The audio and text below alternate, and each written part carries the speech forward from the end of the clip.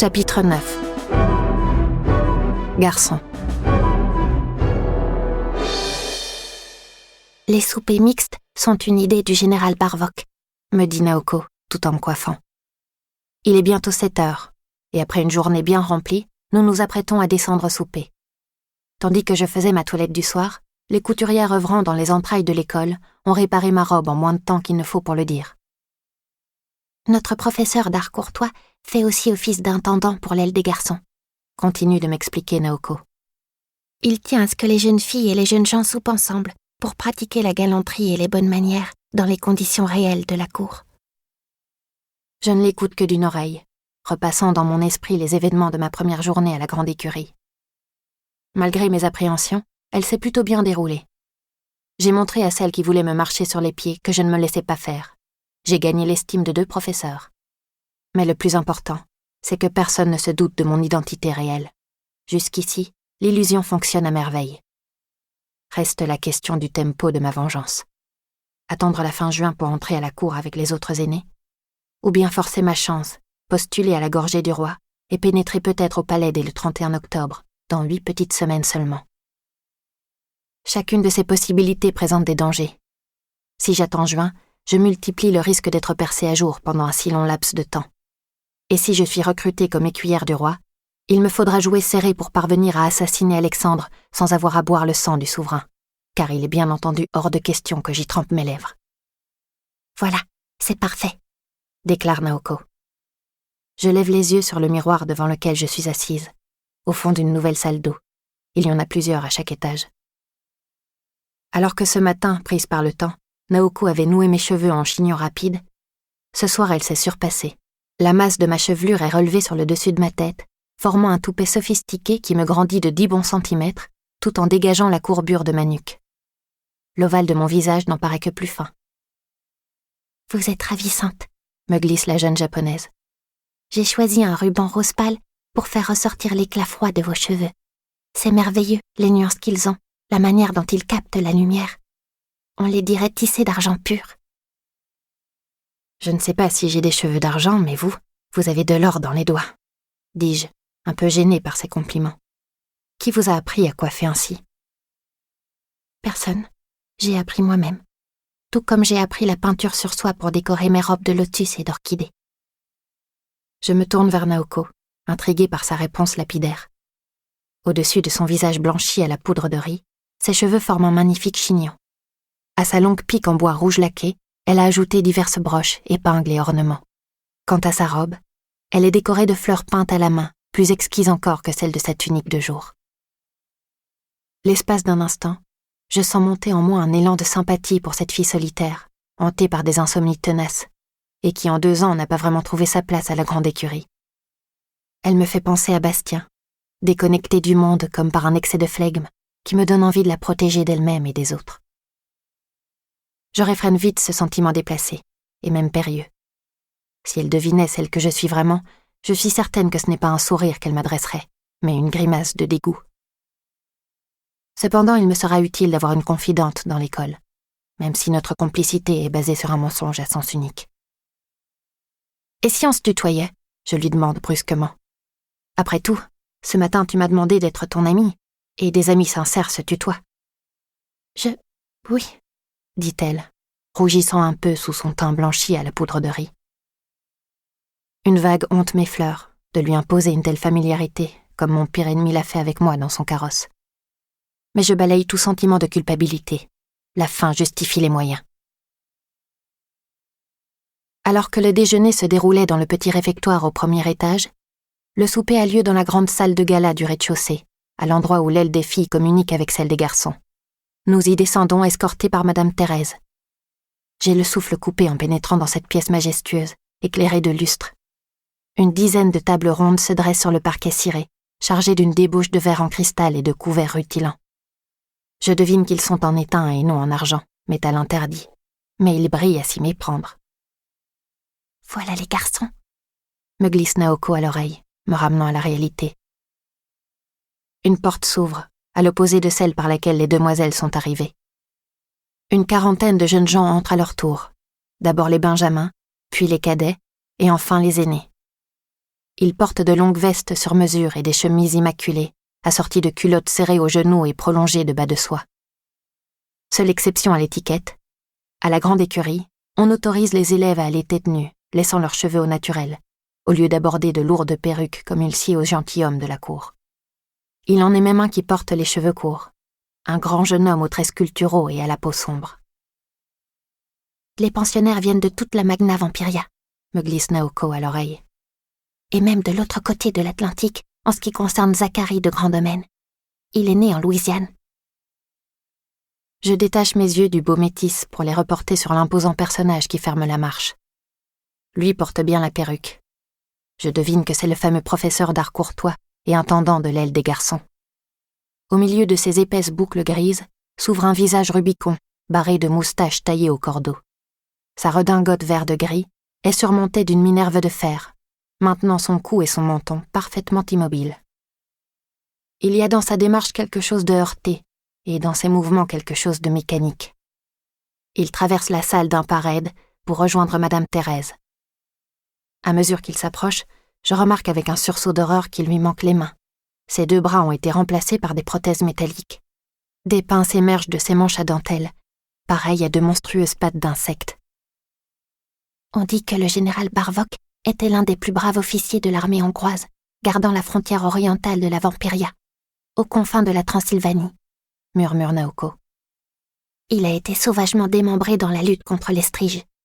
Ainsi mutilé, il ne pouvait plus se battre. Alors il a été appelé à Versailles, où la faculté lui a greffé ses prothèses. Il paraît qu'il doit porter sa minerve en permanence, même la nuit, sans quoi ses vertèbres se disloqueraient instantanément. Les Striges, ce sont les plus redoutables d'entre toutes les abominations infestant la nuit, d'après la faculté. Le docteur Boniface en parlait souvent à l'office. Il nous invitait à louer les seigneurs de la nuit pour la protection offerte contre ces démons menaçant d'envahir l'Europe. Je croyais que ce n'était qu'une légende, un argument de plus pour justifier le code mortel. Il s'agirait de vampires mutants, échappant au contrôle de la Vampiria, devenus difformes et fous sous l'influence des ténèbres.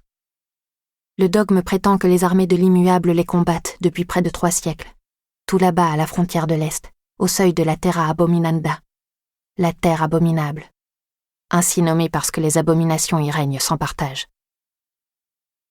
J'aimerais bien questionner Naoko davantage à ce sujet, mais à cet instant, le bizarre professeur d'art courtois fait teinter ses pinces l'une contre l'autre pour réclamer le silence. « Mesdemoiselles et messieurs, salutations !» commande-t-il d'une voix grave, où roule un accent guttural. Aussitôt, les 40 filles exécutent une révérence coordonnée, tandis que de l'autre côté de la salle, les garçons inclinent le buste comme un seul homme. Je me débrouille comme je peux pour suivre le mouvement sans trop me faire remarquer. « Mesdemoiselles et messieurs, à vos positions !» ordonne-t-il ensuite, comme s'il menait ses troupes à l'assaut. Les filles se mettent en marche vers les tables, imitées par les garçons. Les aînés siègent au centre de la salle, me glisse Naoko. Mais le plan de table change tous les soirs pour nous apprendre à nous mêler gracieusement à la société. Assieds-toi là où tu vois ton nom. Je remarque en effet qu'un petit carton est disposé devant chaque assiette, orné de patronymes élégamment calligraphiés. Déjà, Naoko se dirige vers la table où elle a repéré le sien, me laissant me débrouiller seule. « Oh, pardon, je m'excuse, en heurtant une demoiselle. Y a pas de mal. » Je lève les yeux. Ce n'est pas une fille, mais un garçon, portant une veste d'un beau grège clair. Les mains posées sur le dossier d'une chaise, il a manifestement trouvé où on l'avait placé ce soir. Sous ses cheveux blonds cendrés, l'harmonie de son visage est troublée par une longue cicatrice courant du coin de son sourcil droit jusqu'à sa joue. L'ancienne blessure file à quelques millimètres de son œil d'un bleu profond. Il s'en est fallu de peu pour qu'il soit borgne. « Je cherche ma place », dis-je. « Prince comme valet, ne cherchons-nous pas tous notre place en ce monde ?» rétorque-t-il. Je me fige, saisi par l'angoisse. Est-ce parce qu'il m'a percé à jour qu'il me parle de valet ? Mais non, c'est sur le mot « place » qu'il a insisté, et la lueur de défi dans ses yeux azur semble appeler une réponse. Les 4 autres filles et garçons debout autour de la table me scrutent attentivement eux aussi. Je reconnais Séraphine de la Patte Bise, celle qui s'est offusquée de mon manque de grâce au combat. À présent, elle me fixe de son regard aigu, s'attendant à ce que je fasse preuve d'esprit. « En effet, monsieur, je réponds, tâchant d'entrer dans le jeu. Mais comme le dit l'adage, qui va à la chasse perd sa place. Alors, cessons de philosophie. Dépêchez-vous de trouver la vôtre et laissez-moi trouver la mienne. Je m'apprête à le contourner, mais il ne m'en laisse pas le temps. Et si nous allions souper en cuisine, à la place? J'ai conscience de magnétiser à présent tous les regards de la salle, y compris ceux du général et de la gouvernante depuis leur poste d'observation à l'entrée. Les autres pensionnaires se sont tus, pour écouter la nouvelle et voir comment ils se débrouillent. Ce serait un peu déplacé, je rétorque. Nous pourrions nous faire remplacer, répond le garçon à la cicatrice, continuant ses variations ridicules sur le même mot. Bon sang, je cherche juste ma place. Je soupire, à court de munitions. Vous l'avez déjà dit, me reprend-il. Il me semble que vous faites du surplace, mademoiselle. Mademoiselle de Gastefrisch. Je lâche du bout des lèvres. Mon voisin de droite me donne un discret coup de coude. Il n'est pas très grand. Son habit de velours entièrement noir, des bas jusqu'au buste, contraste avec les couleurs arborées par les autres pensionnaires. Ses ongles eux-mêmes sont vernis de noir. Mais au-dessus du col rigide qui maintient sa tête dans une position altière, son visage est plein de sollicitude. Cheveux bruns en bataille et yeux vert sombre. « Vous êtes là, mademoiselle », me souffle-t-il d'une voix rauque, où chante un léger accent étranger. Je suis son regard jusqu'à l'un des cartons disposés sur la table. Mon nom est inscrit dessus. J'ai enfin trouvé ma chaise, mais cela ne m'avance guère. Comment m'asseoir en pleine joute alors que tous attendent une répartie brillante de ma part? Tandis que je me creuse la cervelle, les yeux désespérément rivés sur la nappe, mon reflet m'apparaît à la surface d'un beurrier en étain poli comme un miroir. Prise d'une inspiration soudaine, je redresse brusquement la tête et m'exclame au nez du blond. « Détournez donc vos yeux, monsieur. Ils sont trop mal polis pour que je m'y contemplasse. Quand bien même vous seriez le plus haut contemplace. » Les convives partageant notre table émettent de discrets applaudissements, y compris Séraphine de la Pâte-Bise, de ses élégantes mains blanches ornées de petits diamants, ainsi que sa voisine, une brune farouche dont le carton indique le nom, Marie-Ornella de Lorenzi. Je me dépêche de m'asseoir, soulagée que les conversations feutrées reprennent à travers la salle. Barvock lui-même se retire derrière la porte en boitant, entraînant Madame Thérèse avec lui pour discuter de je ne sais quoi. « Vous m'avez crucifié avec votre dernière réplique », me glisse le garçon à la cicatrice, en s'asseyant à côté de moi. Mal poli et mal poli, contemplace et contemplace, un double jeu de mots tout en reprenant la rime riche autour de laquelle nous débattions, c'est du grand art. La lueur de défi se rallume dans ses yeux, comme s'il voulait encore en découdre malgré ses compliments. Toutefois, vous avez commis une inexactitude. Je ne suis pas comte, titre réservé aux immortels, mais seulement chevalier. Je jette un coup d'œil à son carton. Tristan de la Roncière. Nul n'est parfait, Tristan, dis-je en lui décochant mon sourire le plus mielleux, afin de lui signifier que la joute est définitivement terminée et qu'il l'a perdue. Je lui tourne ostensiblement le dos pour m'adresser au garçon en velours noir assis à ma droite, celui qui m'a charitablement indiqué ma place. Son carton annonce « Raphaël de Montesueño », un nom aux consonances hispaniques. « Merci », lui dis-je. « De rien, je sais ce que ça fait d'être un étranger à la grande écurie. » Étranger. Comme Naoko, ce pensionnaire vient d'ailleurs, et son intégration à l'école n'a pas dû être aisée. Il y a quelque chose de triste dans sa voix, dans ses yeux. Je m'apprête à le questionner, mais à cet instant les servantes entrent dans la salle, les bras chargés. Une assiette de porcelaine atterrit devant moi, remplie d'un potage blanc opaque qui dégage un délicat fumet. Du coin de l'œil, j'examine les gestes délicats de Séraphine en face de moi, afin de déterminer quelle cuillère utiliser, parmi les 6 qui sont disposées autour de l'assiette. « Diane, comment trouvez-vous ce velouté de truffes blanches du Piémont ?» me demande-t-elle. « N'est-il pas délicieux ?» Elle me sourit au-dessus de son assiette, sans que je puisse déterminer si son amabilité est sincère ou calculée. « Attendez, je goûte, » dis-je. Je trempe la cuillère adéquate dans le potage fumant, repensant avec nostalgie à la cueillette aux champignons où maman m'emmenait chaque automne quand j'étais petite, avant que je décide que je n'avais besoin de personne pour aller seule en forêt. Il n'y avait pas de truffes blanches à la Butora, seulement des champignons ordinaires, mais rien ne pourra remplacer le goût à jamais perdu des soupes que faisait ma mère. Vous avez raison, Séraphine. Délicieux, dis-je malgré tout. La vérité, c'est que j'ai une faim de loup après tous les événements de la journée. Je plonge à nouveau ma cuillère. Elle bute sur quelque chose. Un champignon qui ne serait pas passé à la moulinette. Je lève mon couvert pour mieux examiner le morceau à la lumière des lustres. Sa consistance poisseuse et velue, dont les poils accrochent le velouté, sa forme ovale où affleurent des fragments clairs ressemblant à de l'os, et les longues incisives jaunâtres qui dépassent devant. On dirait une tête de souris crevée. Prise d'un haut le cœur, je laisse retomber la macabre découverte dans mon assiette. Les éclaboussures de velouté giclent sur ma robe fraîchement recousue, déclenchant les exclamations de mes compagnons de table. Je sens mon estomac remonter dans ma gorge et je recrache la seule cuillère de potage que j'ai eu le temps d'avaler. Le rire clair d'Hélénaïs résonne à travers la salle, tandis que tous les regards convergent vers moi. « C'est ainsi qu'on vous a appris à souper dans votre château ?» raille-t-elle depuis sa table. Elle profite du fait que le professeur d'art courtois s'est absenté pour hausser la voix, afin que toutes et tous puissent l'entendre. Je suis surprise, mais en même temps, quelle manière attendre de la part d'une souris grise. À la façon dont Hélénaïs accentue ce mot, souris, je devine que c'est elle qui a glissé l'immondice dans mon potage.